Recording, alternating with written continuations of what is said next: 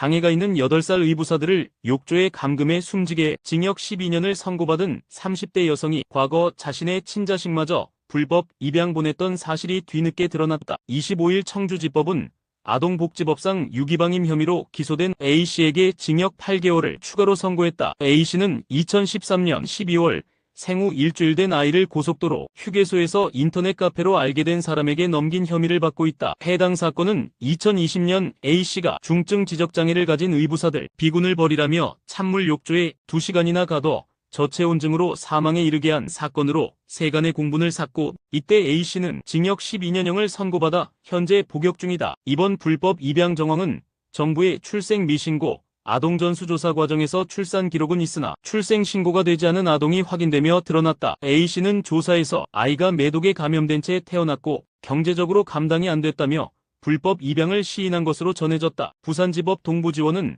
아동학대범죄의 처벌 등에 관한 특례법 위반 혐의로 기소된 학원 원장 A씨에게 징역 6개월의 집행유예 2년을 선고했다고 25일 밝혔다. 판결문에 따르면 A씨는 2023년 6월 3일 학원 차량과 학원 내부에서 당시 7세였던 시양에게 반복적인 정서적 학대 행위를 저질렀다. 사건은 시양의 어머니가 아이에게 학원이 무섭다는 말을 들었다며 학원 측에 수강 중단 의사를 전한 후 벌어졌다. 이에 격분한 A씨는 학원 차량에서 학원 그만둘 건데 왜 내 책 가져갔어?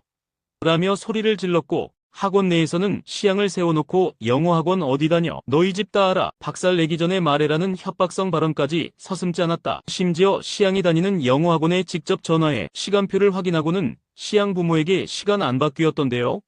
라며 사실상 거짓말을 지적. 다시 아이를 혼냈다. 주먹을 들어 때리는 신용까지 하며 아이가 울자 연락에 울어라는 말도 한 것으로 드러났다. 뮤지컬 배우 전호준이 전 연인의 폭행 및 금전 갈취 폭로에 대해 입을 열었다. 25일 전호준은 자신의 SNS에 장문의 입장을 올리며 사건 발생 하루도 안 돼 SNS 폭로가 퍼졌고 언론 보도까지 이어져 사생활이 무분별하게 드러나고 있다고 토로했다. 욕설로 들릴 수 있는 녹음이 포함됐지만 당시 상황에 맥락이 있다며 녹취록 공개 배경을 설명했다. A씨가 무단 침입해 제지하던 과정에서 충돌이 발생했고 나 또한 머리와 얼굴에 출혈이 생기는 부상을 입었다고 주장했다. 그러면서 경찰이 촬영한 증거자료 중 일부만 공개됐다며 A씨 측 사진과 진단서 공개의 균형이 필요하다고 지적했다. SNS에 올라온 주장만으로는 당시 긴박한 상황이 전달되지 않는다며 오히려 자신에게 불리한 부분도 담긴 녹음을 먼저 공개한 이유는 왜곡 없이 전체를 봐달라는 취지였다고 밝혔다. 앞서 A씨는 SNS에 교제 중 전호준에게 폭행을 당했다며 멍든 신체 사진, 자필 진술서, 전치 3주 진단서를 올렸다. 한정식 식당을 운영하던 A씨는 지난달 걸려온 전화 한 통에 아무 의심 없이 응답했다. 군수과 직원이라는 말도 자연스럽게 들렸다. 그러나 이것이 수천만 원대 노쇼 사기의 시작이었다. 이후 주문자는 도시락 대신 전투식량을 대신 납품해달라는 황당한 요청을 했다. 납품업체까지 소개하며 6,550만 원 송금을 요구, 발주를 깜빡했다고 하소연하자 A씨는 진급 걱정에 절절한 사정을 듣고 결국 3차례에 걸쳐 거액을 송금했다. 하지만 돈이 입금되자 주문자는 연락을 끊고 잠적, 소개받은 납품업체 명함도 가짜로 밝혀졌다. A씨는 즉시 경찰에 고소장을 제출했지만 사기범의 계좌는 지급정지조차 되지 않았다. 문제는 현재 금융권의 지급정지 제도가 보이스피싱이나 대출, 사기 등 특정 유형에만 적용된다는 점이다. A씨는 은행에선 보이스피싱이 아니면 안 된다고 하고 경찰도 공문을 보내야 한다며 시간을 끌기만 했다며 한 달이 지나도록 수사도 지급정지도 안 되니 막막하다고 분통을 터뜨렸다.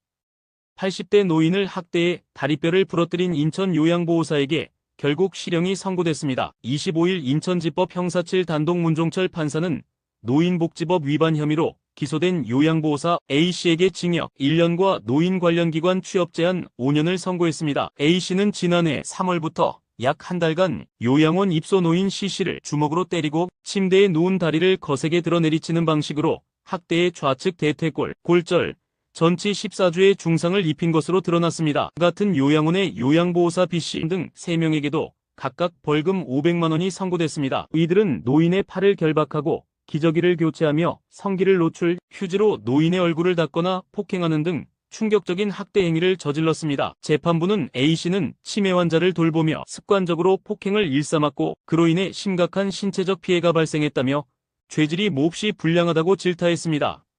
제주 중산간 지역의 들개가 출몰해 닭장을 뚫고 가축을 습격하는 일이 벌어지면서 자치경찰이 긴급 포획 작전에 나섰다. 제주도자치경찰단은 25일 들개로 인한 피해를 줄이기 위해 집중 대응 중이라고 밝혔다. 실제로 지난 14일 오전 11시경 제주시 구자읍 송당리에서 체구가 큰 들개 2마리가 닭장, 울타리를 부수고 닭을 공격했다. 피해 주민 A씨 70대는 닭이 피투성이가 돼 죽어 있었다며 충격을 호소했다. 자치경찰은 곧바로 전문 포획틀을 설치했고 이틀 만에 들개 2마리를 포획하는 데 성공했다. 이 들개들은 현재 유기견 보호기관으로 인계됐다. 경찰은 드론을 활용한 모니터링과 순찰 강화를 통해 추가 피해를 막을 것이라며 주민들에게 대처 요령과 신고 방법도 안내할 계획이다. 들개 문제는 하루 이틀이 아니다. 최근 5년간 동부행복치안센터가 포획한 들개는 무려 131마리. 그러나 여전히 약 2,000마리의 야생 들개가 제주 중산간에 서식하고 있는 것으로 추정된다.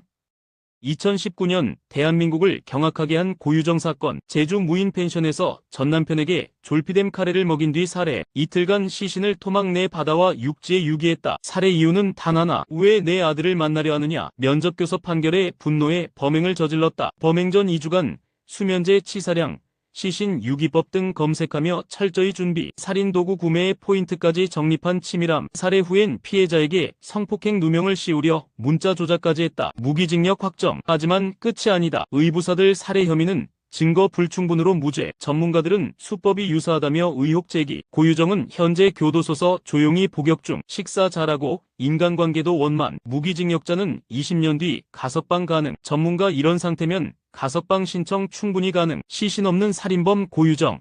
정말 20년 뒤 다시 우리 곁으로 돌아올 수 있을까?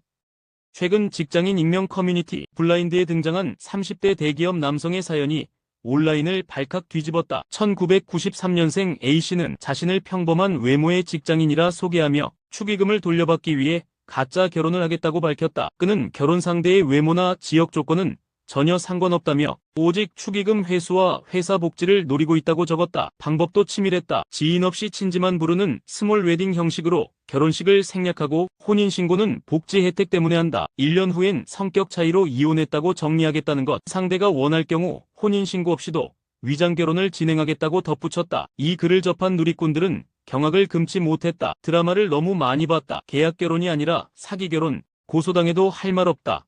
한심하다는 반응이 이어졌다. 축의금도 계약결혼도 장난이 아니다. 형법상 결혼을 빙자한 축의금 사기는 형사처벌 대상이 될 수 있으며 허위 혼인신고 역시 공문서 위조죄로 이어질 수 있다.